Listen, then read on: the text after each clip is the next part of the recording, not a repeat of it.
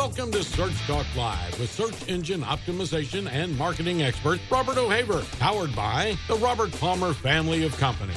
All right, welcome back to another episode of Search Talk Live. I'm your host, Robert O'Haver, and we got a great show lined up for you today. Now, before we get into that, I've got a special guest co-host with me.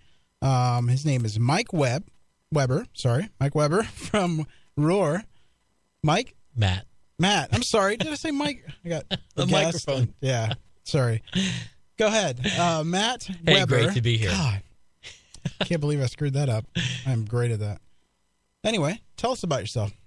President and CEO of Roar Internet Marketing Digital Agency in Altamont Springs, just down the street here from the Search Talk Live studios.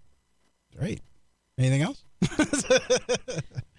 Yeah, today we're going to be talking about something a little different, and we're going to be talking a little bit about website search. Now, those of you tuning in to Search Talk Live for the first time, we are a digital marketing podcast. We talk about everything to do with digital. We talk about search engine optimization, content marketing, paid advertising, you name it, we cover it. We try to give a flavor for everybody in the industry, so you learn things and become successful online to help you. And stay on top of what's happening now. Yes, exactly. And so today, with no further ado, our guest today is Mike Moran. Mike, how's it going? Doing fine, Robert. Nobody ever seems to want further ado. Okay. But so tell us about yourself, Mike. So I'm a former IBM distinguished engineer. Since 2008, I've been an advisor to a number of different marketing tech companies, including Conversion and Revealed Context that do social media listening, RankSense, which does technical SEO automation, and Solo Segment, which works on website search, which we'll talk about a lot today, and other types of technology around personalized marketing. Nice. That's a lot. You guys There stay you pretty go. busy. There you go. I'm definitely a busy guy. I also have my own consulting firm, and we work with really large clients on their content marketing, mostly by helping them use text analytics and machine learning to do content analytics that tells them what kinds of content is working and what's not. Nice. That's a lot for us to talk about today. Oh, no kidding. There you go. And I guess you've written a couple books, right?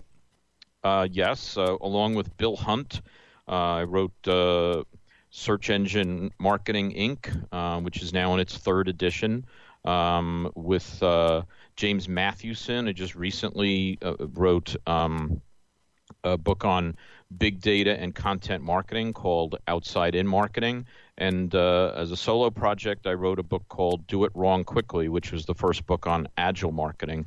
And I'm working with a group of folks on a book on website marketing that'll probably be coming out next year. Very cool. Now, I know Bill Hunt. I met him down at PubCon in Miami, or Fort Lauderdale. Great guy. I think if you're in the search business, everybody knows Bill. He's been around a long time, and I've learned an awful lot from him. Yeah. All right, well, let's dive into it. Where do you want to start? You know, I think a lot of people listening would like to know more about the phrase, do it wrong quickly. It's a great book, by the way, but anybody who's listening to the podcast and reports to managers, reports to upper management, needs to understand what this is all about. Can you explain that to us, Mike? Sure. So that's a book that I wrote 10 years ago now, and at the time you weren't hearing a lot of the fail fast, fail often type of language, but that was how I described that whole idea of taking an agile approach to marketing, where what you're trying to do is set up a feedback loop so that as you do experiments in marketing, you can then see which things are working and which things aren't. So rather than things like doing a complete website redesign, you might want to just start changing some pages and seeing how that works. There was also a lot of work that we did when I was at IBM around changing the entire development process and marketing process so that we weren't putting together huge plans. We were rather trying to test things. So things like A/B testing are kind of that on a small scale, but you can do it on a larger scale by analyzing other types of analytics that are part of your feedback loop. So, when people hear do it wrong quickly, so, I say it in kind of a cheeky way because I'm trying to get people's attention. Most people have this aversion to doing things wrong. If you're anything like me, you can do things wrong without anyone exhorting you in that direction. I'm actually fairly good at it. Mm-hmm. The important part is for you to kind of free yourself from the need to be right. So if you are no longer trying to check everything you're doing, plan everything, test it with everybody internally before you actually let it see the light of day, then you're freeing yourself up from having to be right all the time, because it's very difficult in digital marketing to be right. If you ever found somebody who knows everything about digital marketing, if you wait 10 minutes, they'll be wrong because something changed.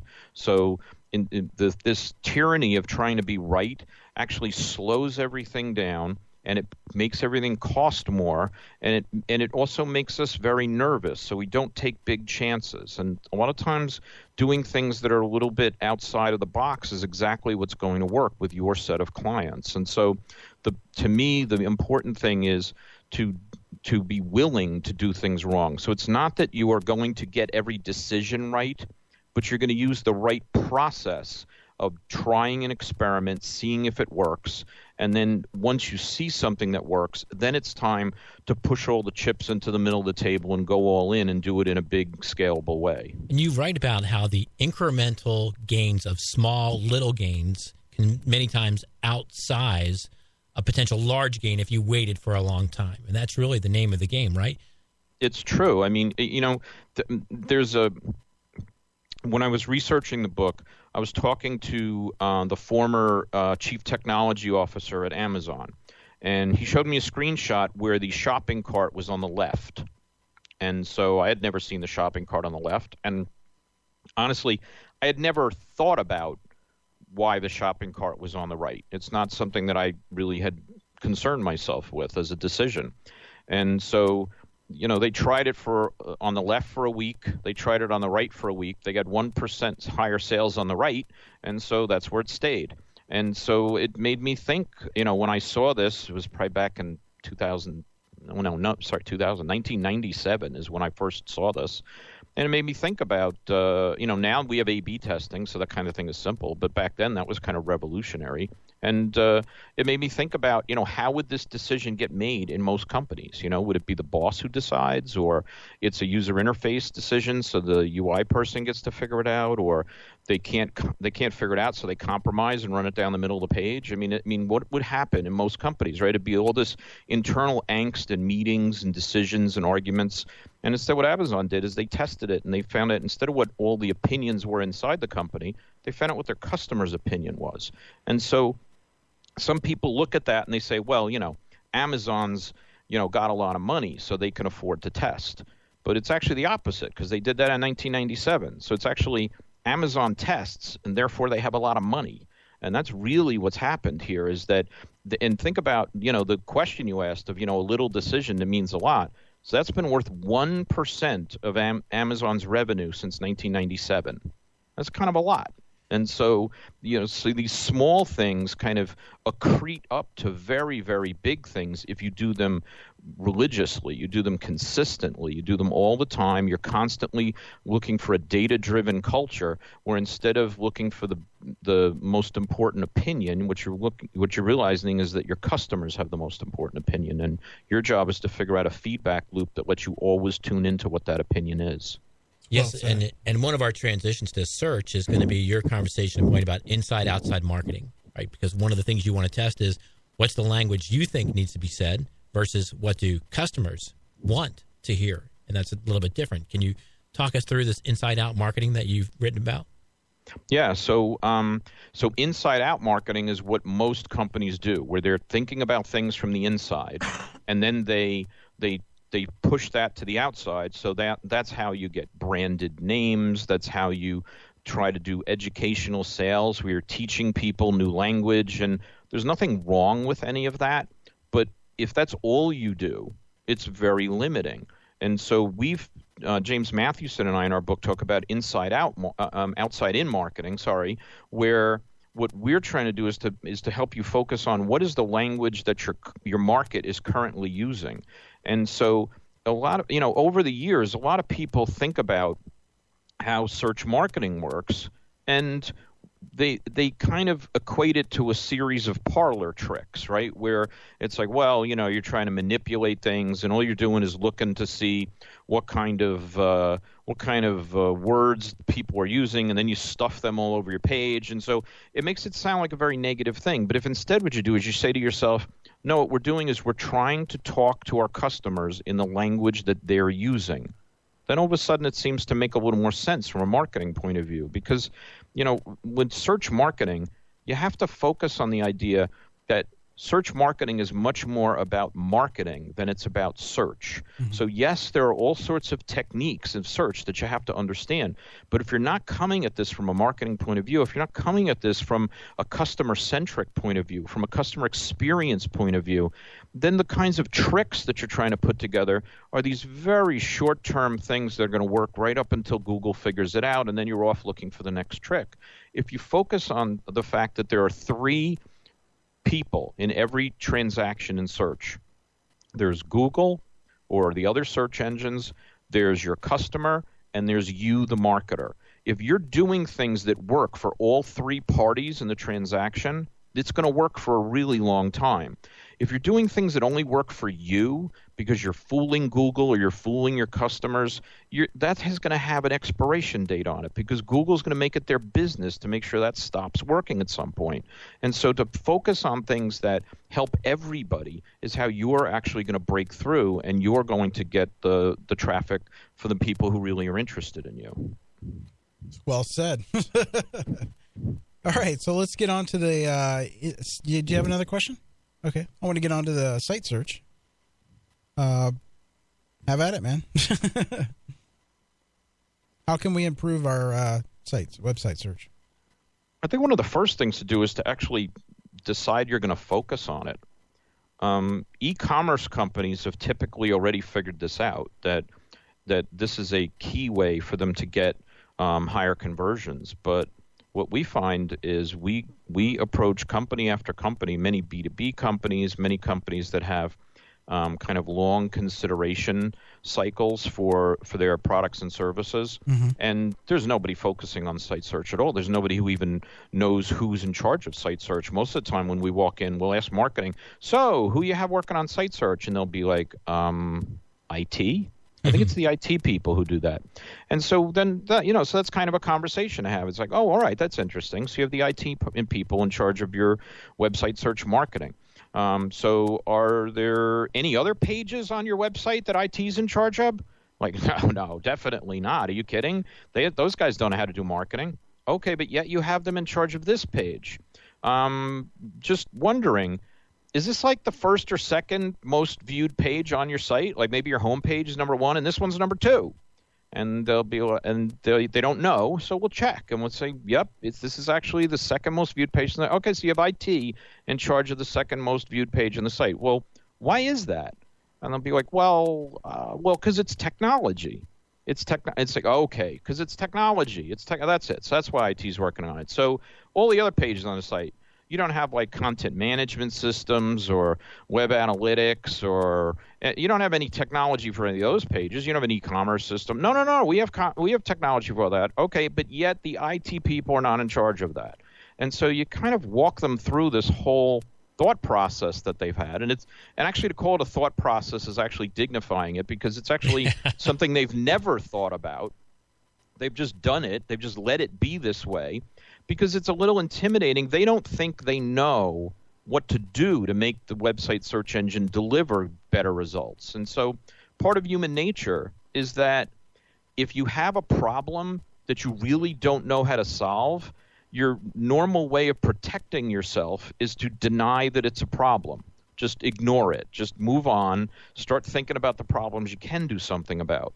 And so that's really what happens with on-site search a lot, is that because the marketing team really doesn't have the slightest idea what to do, they just say, well, that's the IT team's problem, and we'll let them work on that. And meanwhile, we'll just redesign the navigation again, and that'll be good.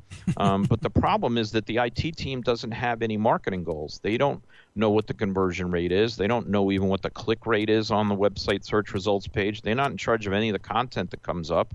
Most of the time, they don't even know how to tune the search engine. Yeah. And so they're trying to make sure that the site operates, and they're making sure that the page comes up with a certain performance, and that they're actually crawling the pages properly.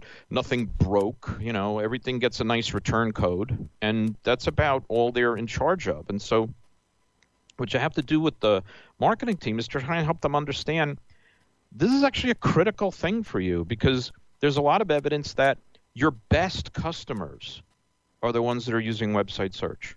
There's actually, because if you think about it, if you go to a site and you don't find what you're looking for right away, what you usually do is you abandon.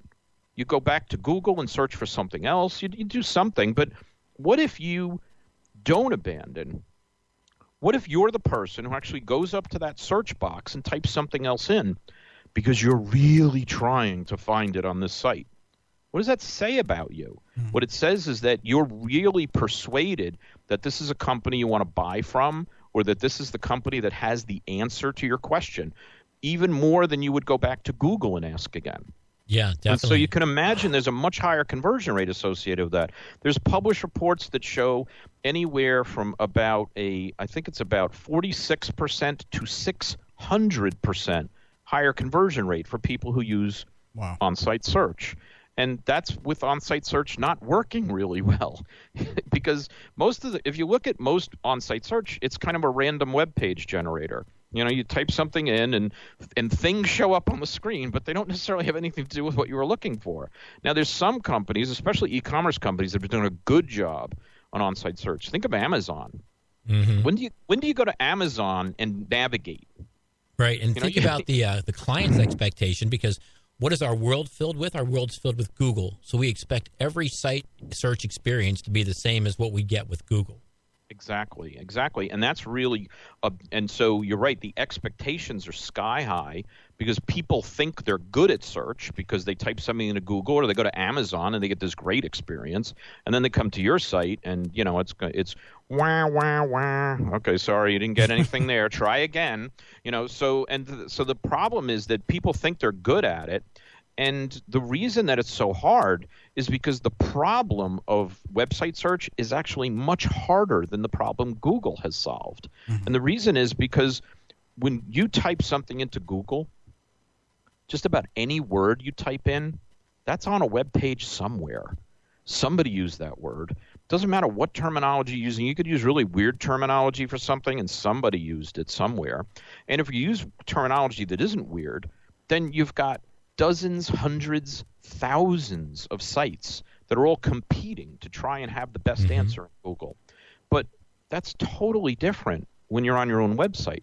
When you're on your own website, you've got ideas of what language you should use, and you use it very consistently. So if somebody comes in and they type in something different from what you called it, you're not going to find anything if you're as consistent as you tried to be. And most of the time when there's a question that people are looking for on your website, not only are there not thousands of different people competing to have the right answer, there's usually only one group in the whole company that's allowed to answer that question. And so if they did a crappy job of it, you're out of luck. Now we've given a couple of e-commerce examples here, but for the folks listening, it isn't just e-commerce sites that need a site search functionality. What's the benefit of having a site search functionality on anybody's website, whether they're a B2B sale or regardless, even if they're not e-commerce?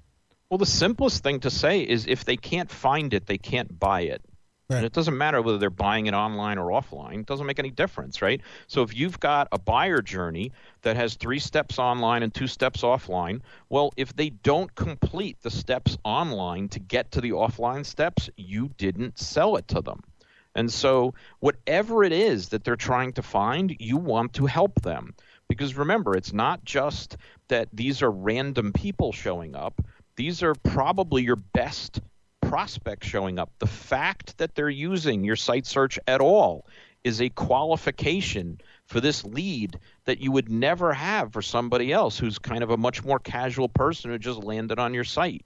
And so these are your best leads to nurture. And so you really want to get them to the next step. So even if you don't have a shopping cart on the site, even if your conversion at the end is that they're filling out a contact form. I mean, when I was at IBM, one of the big conversions was to download a white paper. Now I don't know why they never used any other color paper, but they never did. And so why did they want to download the white paper? Well, because they knew that 4% of the people who downloaded that white paper would buy $50,000 in consulting. And the reason they knew that is because they put a phone number on the white paper that was nowhere else. And so if you download the white paper and you called that phone number, they would then get you into the CRM system, and they knew that you would grab the white paper. They'd follow you through the CRM system, and on average, 4% of those people spent an average of $50,000. And so your job is to get people to download the white paper. That's what was my job when I was working at that part of the site in IBM. I mean, you couldn't breathe without being asked to download a white paper because that's how we rang the cash register. And so if somebody in website search is searching for the problem that white paper solves, they better find it, because that's how you're going to sell something. And so you're right. It has nothing to do with whether you're e-commerce or not. If you don't, I mean, the thing is, if people think that they don't need website search because they're not e-commerce, well, you could also be able to talk them into the fact that they don't need a website. True. Now, what's the data aspect of this for a website owner in site search? We've talked about the benefit to the consumer. They've got to find what they're looking for. But there's insights and clues that website owners can get out of their data that comes from a site search. Tell us about that. Yeah, so you can do this with your search engine if you really work at it. You can also do it with web analytics system. You can get some of this data. And the company I talked about before, Solo Segment, has a dashboard that makes it really easy to get this stuff. But there's certain metrics that you want to look at in your website search. So the first thing you want to do is analyze what are the search keywords that people are entering most often. So that's pretty simple, right? You want to find out what are they looking for. Now, there's a couple of reasons you want to do that. One reason is that it can be really interesting for your SEO and PPC to see what those words are. These are the words of things people think you have. And so it could be, often we find that people are not targeting these words in their external search programs, in their search marketing programs, even though the people that are coming to the site think this is what they're looking for.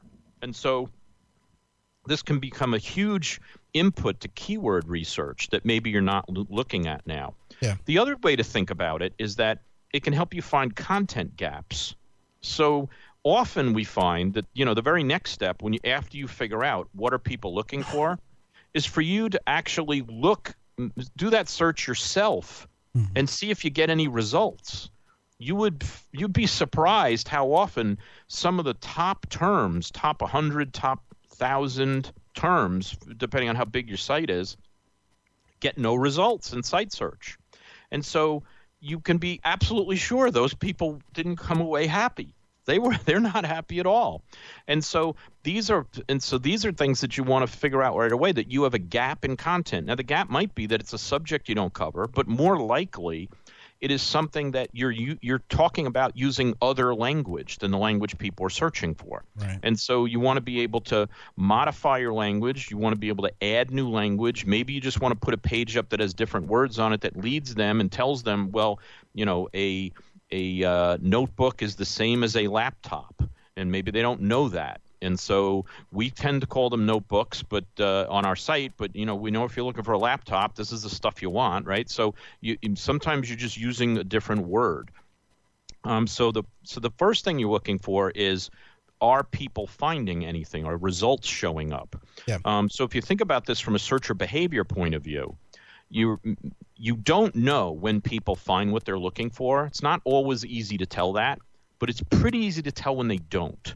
So if they get no results, they didn't find it. Mm-hmm. If they didn't click on it, they didn't find it. Right. If they click on it and then very quickly pogo stick back to the search results page, they didn't find it. Yeah. And so you start counting the searcher activities around the failures, the things you know were bad. And then what you try and do is try and analyze keyword by keyword for the popular ones, what's going wrong here. So if there's no results, then you probably don't have pages with those words on it, or your algorithm needs to be tuned, or you need a better synonym dictionary. There's all sorts of things you can do. If the right page is coming up but they're not clicking on it, well, it's probably the title and the snippet that's bad. Those are things that are very easy to change when it's your own search engine. Yeah. And if they're pogo sticking back, it might also be a title and snippet problem because they may think they're clicking on the right one when they're not.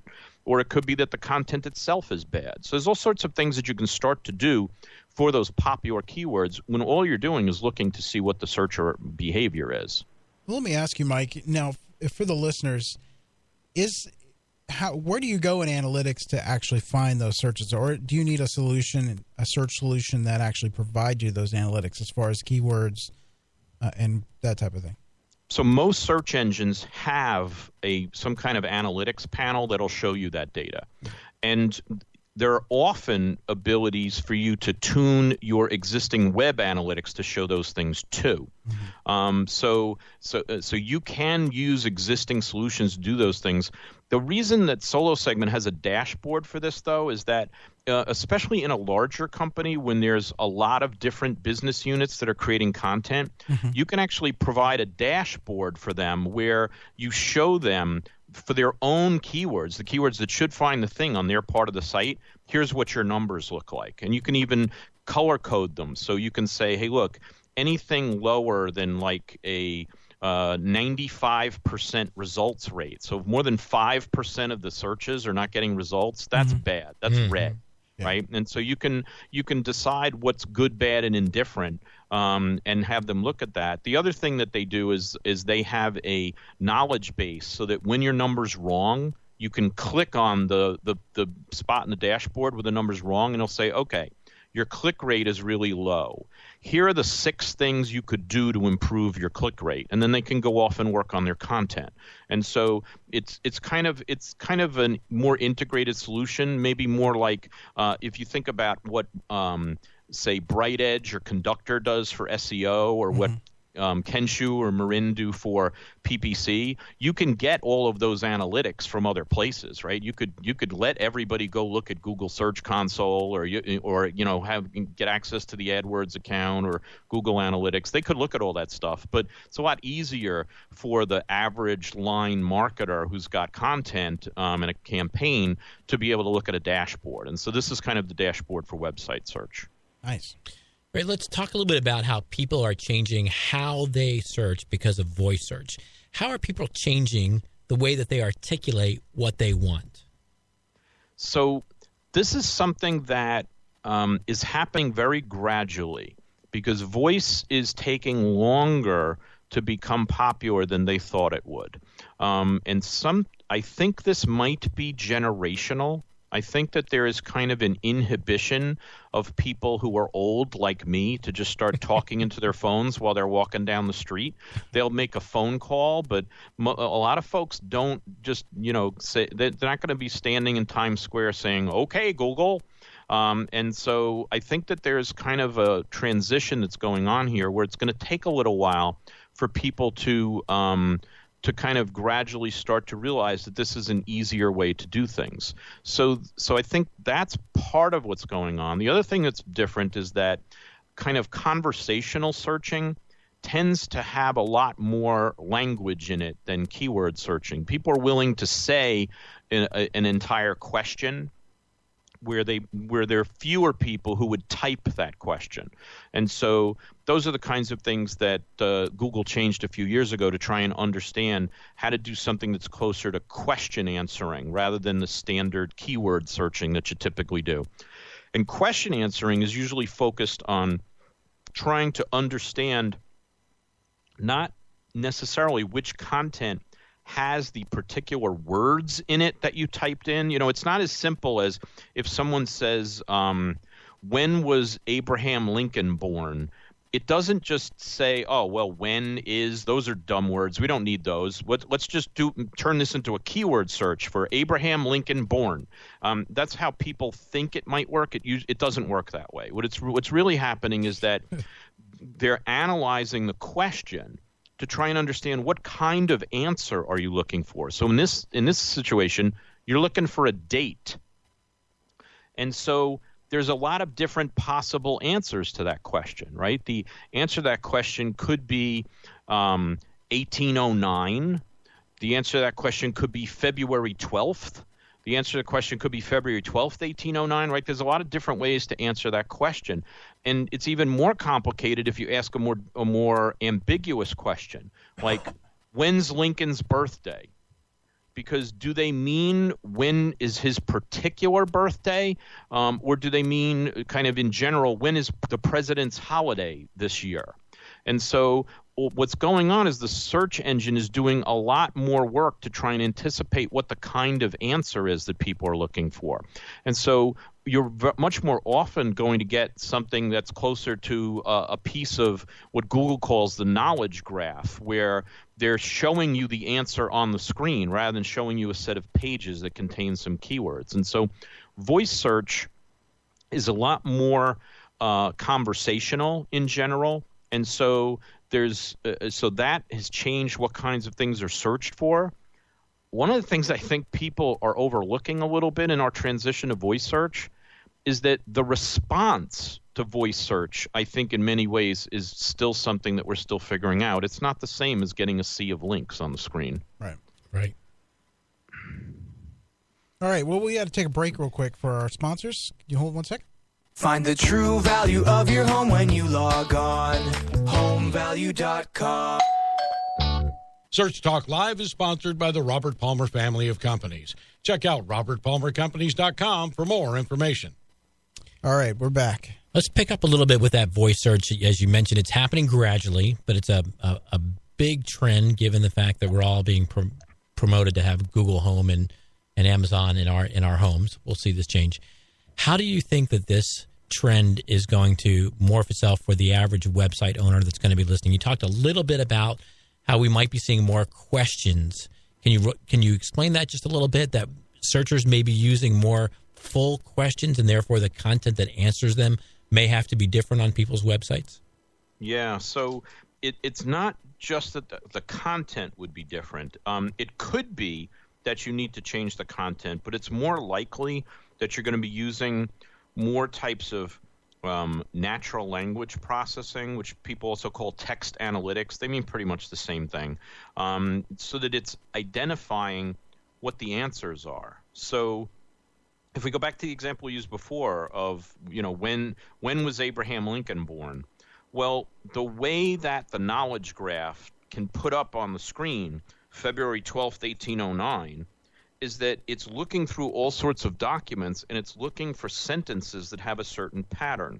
So one of the things it's looking for example, is it knows the answer will be some type of date.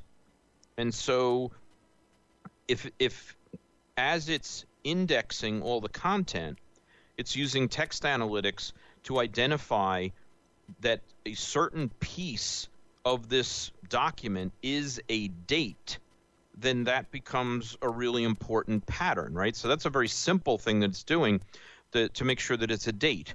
Now, if you focus on more than that, right, the answer has to be a date. Now you're looking for patterns in the sentence, like Abraham Lincoln was born in 1809. And so that document would answer the question 1809. Another document would say Abraham Lincoln was born on February 12th, and we celebrate his birthday each year. And that document would answer it February 12th. And then another document would say Abraham Lincoln was born on February 12th, 1809.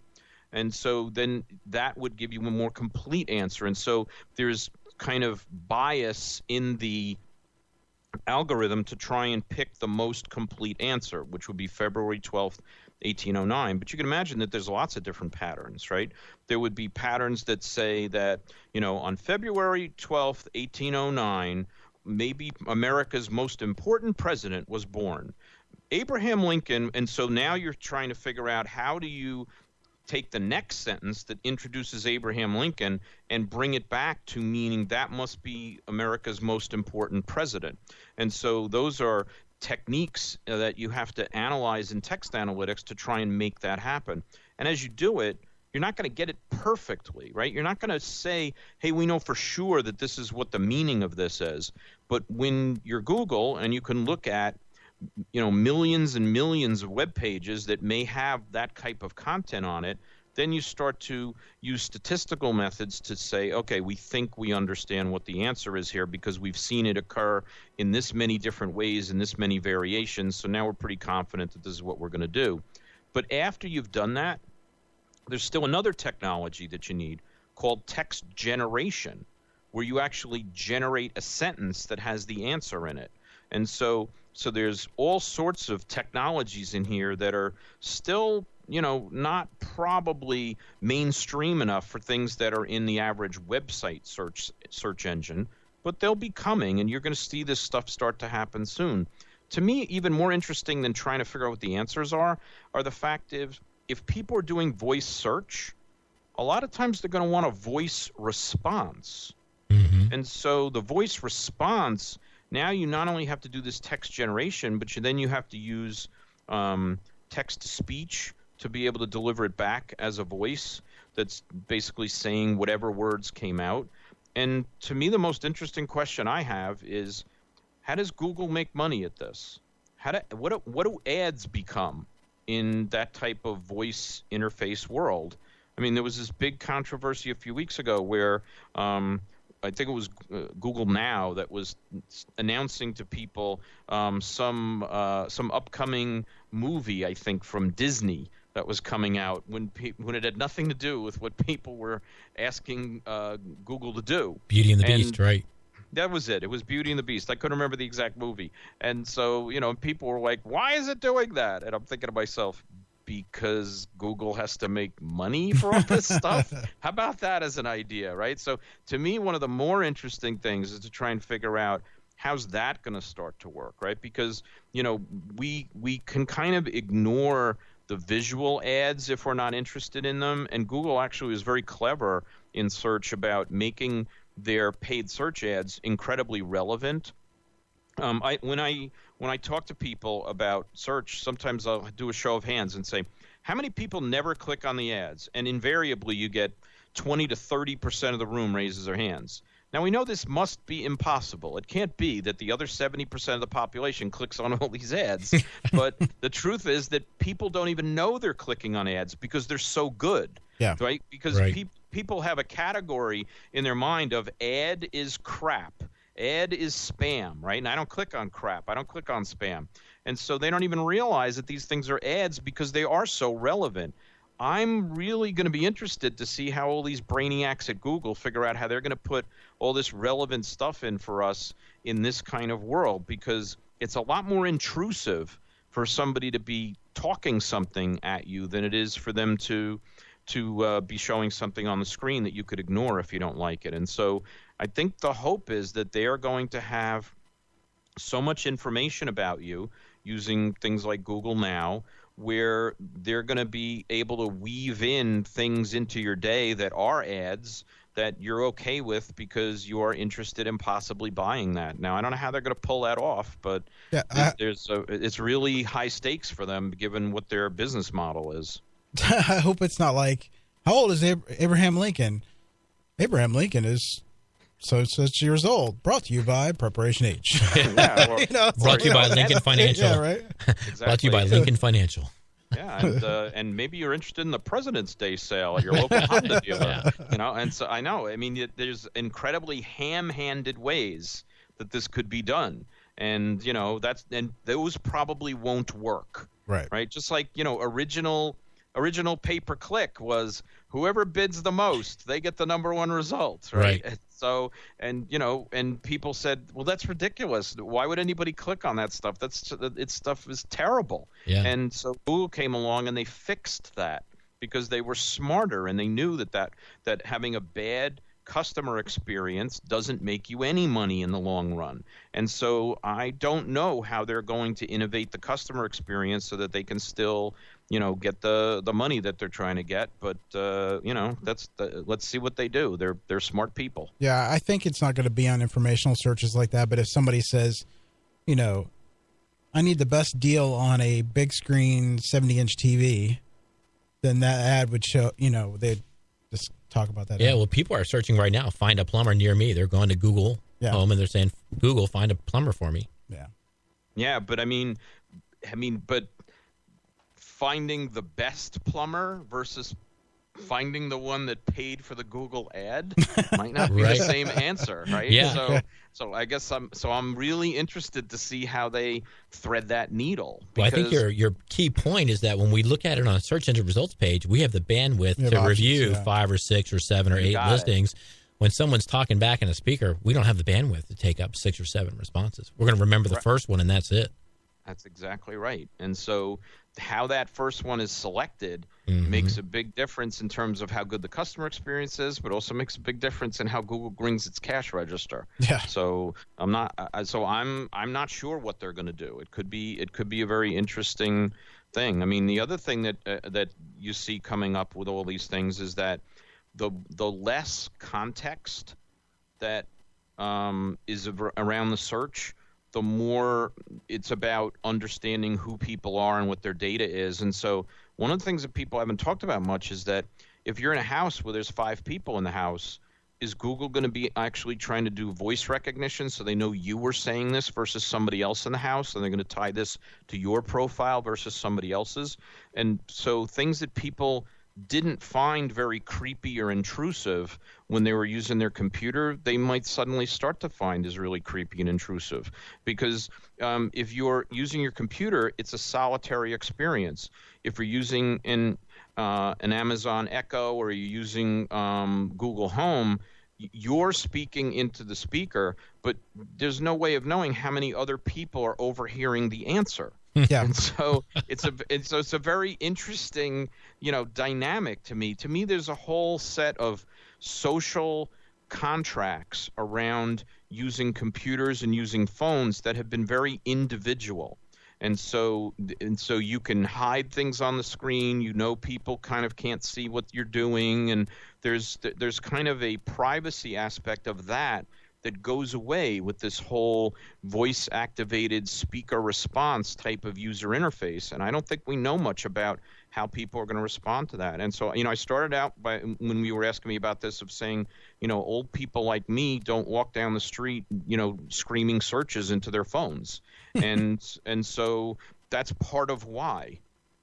And so now the question is, how does all of these things start to sort itself out? And I think it's a very complex interaction that I think we're only at the beginning of. Yeah, we had a discussion on this a couple shows ago that we had an actual person send us a question wanting to know, because they had Google Home. Obviously, this is the answer. But they were talking about a jacket, an LL Bean jacket, in a conversation with somebody in the living room. And they asked how Google knew that they were looking for that jacket, because they didn't go to the website or anything like that, but they were getting chased by these ads on Facebook and everywhere else. Yeah. No kidding. That's pretty scary. Yeah. That's the case. Yeah. Well, I think we're going to give folks anxiety here if we continue to explore this topic. Right. So I want to see, Mike, if you can take us a little bit to a different data source and talk to us a little bit about how can a company's social analytics give them some clues as to what their customers are looking for, how they might articulate what they want. So there's a couple of different ways to think about the answer to that question. The companies that I work with, Conversión or Reveal Context, focus on the social listening aspect of that question. And it's amazing what kinds of insights you can get if the technology is good enough. So, because one of the problems is that the first generation of social listening technology was really not that accurate. So there were only certain types of uses that it was good for. So it's really the difference between whether you're trying to look at individual conversations or whether what you're trying to do is to aggregate the conversations to get some insights out of it. So if you were looking at individual conversations, like, so for example, if you were the PR department and you wanted to see if, some crisis was popping up about your company. Well, if the social listening technology doesn't do that great a job of finding all of the stories about your company, it only finds some of them. And if the sentiment analysis isn't that accurate, it doesn't say that they're all negative. It only says some of them are negative. Well, if it's really a crisis and enough stories pop up, you'll still get the information you want, which is, oh, holy crap, there's a crisis that just popped up for us. And so that's okay. It works just fine, right? Those cheap or free listening tools work just fine. But on the other hand, if what you say is, well, we introduced a new product, and what we want to find out is, did people hear about the product introduction? If they did they like the product? What kinds of things do they like and don't like?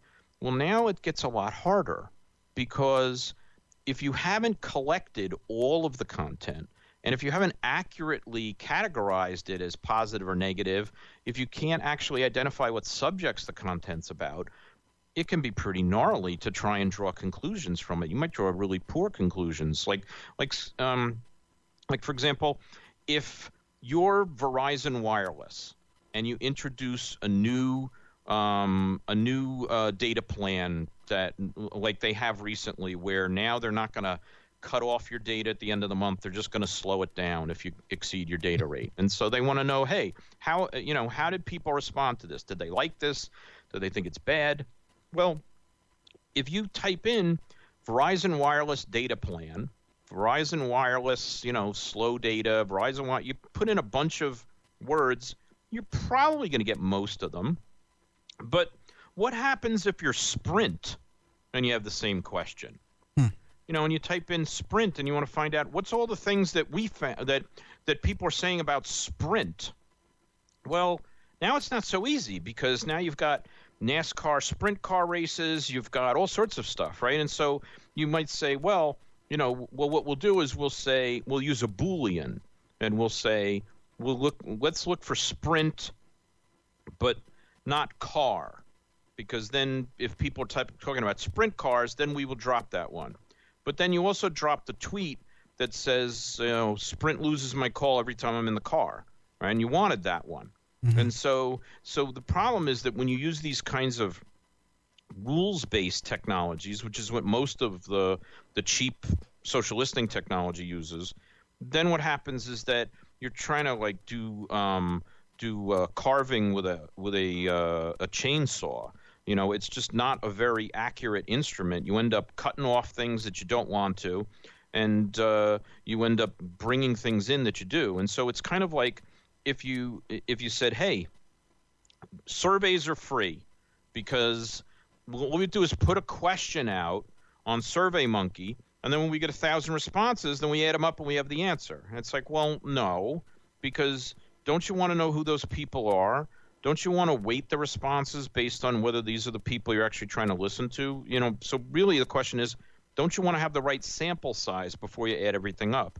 And in social media, trying to have that accuracy of knowing you have the right sample, knowing that you actually collected all of the correct conversations, you didn't collect any of the incorrect conversations, knowing that you had a good job done of sentiment analysis, where you're not just looking at the tweets and saying, well, if it says sucks, it's negative, and it's just kind of word spotting, but you actually use some kind of machine learning technology that uses feedback loops from real people looking at the content and deciding whether it's positive or negative. When you have things that are very accurate, then you can start using it for uses beyond those kinds of individual conversation problems. So instead of just using it for crisis analysis, where a story popped up, you can start to use it in market research and say, hey, we saw that there was a downgrade of people saying nice things about Sprint last month. When did that happen? What was the news stories that came out? What was the announcements that we made? Can we kind of analyze what the problems are? And so there's all sorts of ways of getting insights when the data is accurate enough. But the problem is that a lot of people have decided that social media data isn't accurate just because the initial technologies were ones that weren't really capable of doing good aggregation. Mm-hmm. Good stuff. Yeah. Yeah, Mike, I want to talk a little bit about, as we're kind of winding down here, I was fascinated by your background with IBM. And I think we've kind of gotten a picture of who Watson is by the advertising that IBM does and his appearance on Jeopardy. How does what we think we see what Watson is compare with the artificial intelligence that's now happening in search? Are they different? Are they the same? Can we get any insights from what we think Watson is? Well, I think that one of the key parts of Watson that you saw in Jeopardy is that questioning answer capability. Right, so if you look at how, now in Jeopardy it was kind of reversed, right, because they were coming up with the question for the answer. But, at base, that question answering that we were talking about earlier for how the knowledge graph in Google works and how voice search really needs to work, that's a key part of Watson. So when I was working at IBM, I worked with a number of the folks in IBM research that were working on that question answering technology that turned into Watson. And, that's why I was able to explain it to you before about, well, it has to know that something's a date. It has to look at the patterns that are telling you what answers are. And that's a key thing that Watson does really, really well that is becoming more and more important in search. So if you think about the kinds of things that they're doing with Watson now, IBM is basically handing it all sorts of medical journals and scholarly papers and all sorts of studies that have been done on oncology, and Watson is becoming an assistant to the oncologist in diagnosing and treating certain kinds of cancers.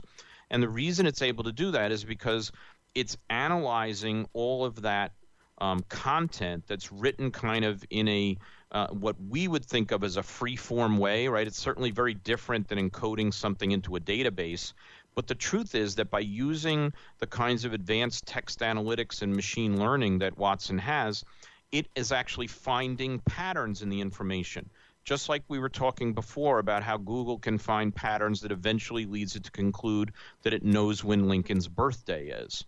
And so all of those things can be done, but this kind of machine learning is typically done within a particular domain. So sometimes it's called narrow artificial intelligence as opposed to kind of general artificial intelligence. So general artificial intelligence is the kind of Brave New World voodoo that everybody talks about where they're worried that we're about to meet our new overlords. And so that's the kind of stuff that I think is decades away at best, and I'm not smart enough to know how that's going to play out. But this kind of narrow artificial intelligence where you can give it a domain full of stuff and train something up so that it can actually be a useful helper to a university and medical school trained oncologist, that's very much possible right now. Now, the difference between that and what we see in search is that search requires more general understanding, right? So one of the ways that this could pop out is that Google and other search engines become smarter domain by domain, just like Watson is doing, and instead of just looking at search queries for things like intent analysis, where we're trying to figure out, well, what did the searcher intend, and we're going to give them different answers based on intent, you can even analyze it based on what domain they're in, right? So if you had 20, 30, 50, 100 domains like oncology, where you had this really well-trained narrow AI, and you could identify which search keywords and which search queries and voice searches were really about that domain, then maybe you'd be able to use that narrow AI even in a generalized search experience. So if you ask me to guess, my guess is that's where it's going to go first. So they're going to look at certain areas where they're very important domains, such as commerce, right, where there are all sorts of questions around prices and availability and shipping, and so that's kind of a domain. If you can get things to understand it better, you might do a better job of providing the answers. And that kind of helps explain Google's answer, where they're rolling out RankBrain by a certain percentage of queries, and that number is growing incrementally slowly over time. It's probably based on this domain topic methodology that you're talking about. That's my suspicion, is that what they're really doing is they're doing a lot of work on query classification, where when they see a search keyword come in, they're trying to identify which domain it's part of, and then they might have more smarts for some domains than for others, right? This is not a new technique in search, right? Think about when you type in a search, one of the things Google tries to do is tries to figure out what language it's in, right? I mean, very simple stuff, right? So classifying a query is something that's deeply embedded into every search engine. And so this is just a new way to classify a query, right? You can classify a query based on language. You can classify a query based on searcher intent. You can classify a query based on where it is on the buyer journey, right? So you know that if you're typing in things that are asking to compare two different companies, Google's going to bring a different set of results up than they will if you're just asking a more general question about the same topic, or if you're asking a really specific question about a product, right? So all this kind of keyword classification is something that search engines do really well and have been doing a long time. This may just be a new usage of it. Yeah. Well, Mike, we are out of time. Time flew fast, didn't it? It did. And these were great questions, and I really appreciated spending the time with you. This was a lot of fun. Yeah, this has been a great show, and I appreciate you sharing your knowledge. I think it's been a great for our listeners. And did you want to add anything? No, I enjoyed it. A lot of great insights in this show. Yeah, and if people want to get your books, where can they get them? Oh, everybody gets everything on Amazon. Just search for it. I bet they can find it. Echo me? Is that what you're saying? But they can find it. There you go. Just ask Alexa. Yeah. All right, man. Well, I appreciate it. Thanks, everyone, for listening to the show. Next week, we have, I'm going to butcher this so bad. Please forgive me. Upsna Gutam next week. She is an SEO expert, and we're going to be talking a lot of SEO stuff. And those of you tuning in, please go to searchtalklive.com. Sign up for our newsletter. I want to thank Matt Weber, not Mike, Matt Weber, for being on the show and co-hosting. Fantastic job. I think you were very interactive and had some excellent questions. Really good. I hope you can come back. Yeah, would love to. Enjoyed it. Yeah. So, like I said, go to the website, sign up for the newsletter, go to ask your questions anytime on Twitter. You can go to hashtag Search Talk Live. I'm having trouble talking today. Do hashtag Search Talk Live with your question. We will answer those at any time, or we'll wait till the next show and answer those. You can email me, Robert, at searchtalklive.com. I can try and answer any of your questions you might have. You can also catch us on Twitter at Search Talk Live. Matt, if they want to find you, where do they find you on Twitter? They can find us on Twitter at Best Web Design FL. At Best Web Design FL. Nice. Okay. And your website is? Is RoarOnTheWeb.com. There you go. You should go. No, I'm just kidding. All right. So tune in next week, guys. Thanks for listening. Thank you for your support. We'll see you next week. Bye-bye, everyone. Bye-bye.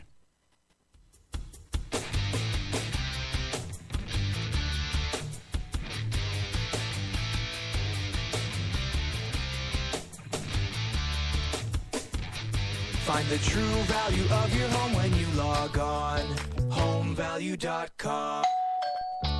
Search Talk Live is sponsored by the Robert Palmer family of companies. Check out robertpalmercompanies.com for more information.